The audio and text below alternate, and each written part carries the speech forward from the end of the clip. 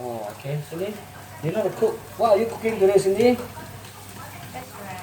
Fried rice. With what? Fried rice with egg. What's the ingredients? Sausage. Sausage, Fish. fish, And vegetable. vegetables. Egg.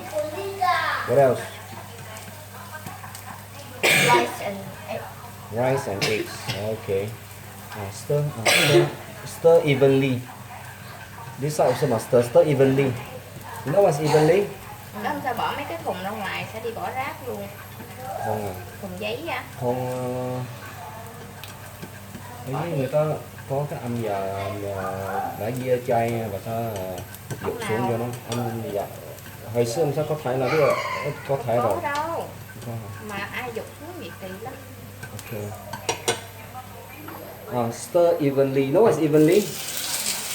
In Vietnamese, evenly is what? Evenly Đều.